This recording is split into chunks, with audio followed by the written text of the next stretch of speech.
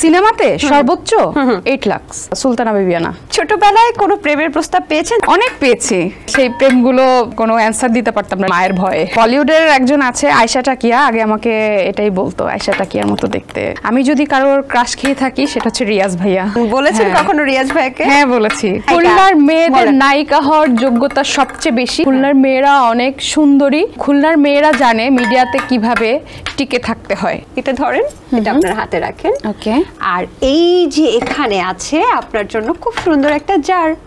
এই রেড জারটাতে ওখানে ড্রপ করে এই রেড জারটাতে ফেলতে হবে, ঠিক আছে? আর আমি আপনাকে কিছু কোয়েশ্চেন করতে থাকবো। ওকে ঠিক আছে, আমরা তাহলে গেমসটা শুরু করি আর আমি কোয়েশ্চেন করতে থাকি, ঠিক আছে? আচ্ছা, এটা কি কোনো পুরস্কার আছে? মানে কয়টা বল পর্যন্ত? সারপ্রাইজ, পুরস্কারটা শেষে শুরু করি। আমি একটাও পারবো না, দেখো। ওকে, নো প্রবলেম। ওকে, ট্রাই করছি। চলো। ভক্তরা আপনাকে কি বলে? আপনি বলিউড বা হলিউডের কোন নায়িকার মতো দেখতে? কোনটা বেশি বলে?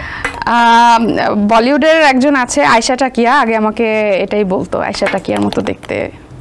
আচ্ছা, আপনার বিজ্ঞাপনে কত পারিশ্রমিক পেয়েছিলেন প্রথম করা বিজ্ঞাপনে? প্রথম করা বিজ্ঞাপনে 10,000 টাকা। আপনার সর্বোচ্চ কত টাকা পারিশ্রমিক করে আপনি সিনেমা করেছিলেন?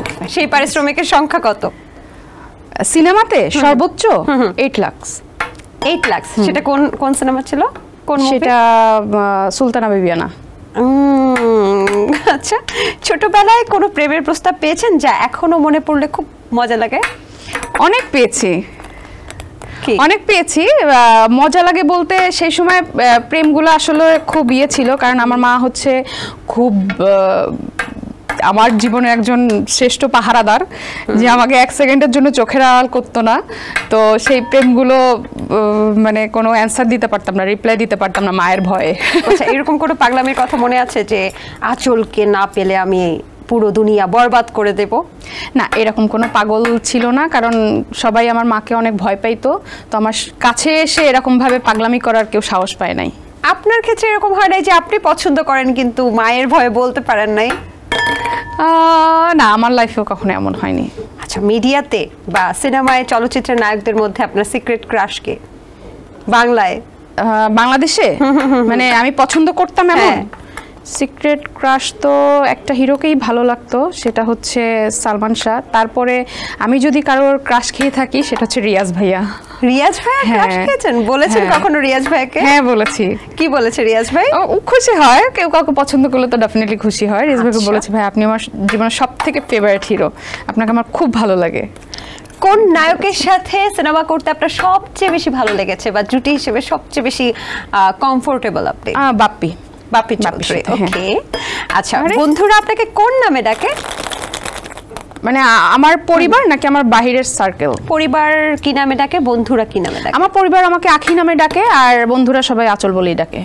আচ্ছা, মানে কোনো নিকনেম দেয় নাই? না। আপনি তো খুলনার মেয়ে। হ্যাঁ। আচ্ছা, তো খুলনায় কোথায় বেড়ে ওঠা? খুলনা একদম সিটিতেই। আচ্ছা, আপনি বলেন তো খুলনার মেয়েদের সমস্যা কি? কি বলতো? কেন যে পুরো মিডিয়া জগৎ যে দখল করে নিছে, এবং খুলনায় কতগুলো নায়িকা? খুলনার মেয়েদের নায়িকা হওয়ার যোগ্যতা সবচেয়ে বেশি, এবং খুলনার মেয়েরা অনেক সুন্দরী নিঃসন্দেহে, এবং খুলনার মেয়েরা জানে মিডিয়াতে কিভাবে টিকে থাকতে হয়। এটা খুলনার মেয়েদের মধ্যে আছে। আচ্ছা আচ্ছা।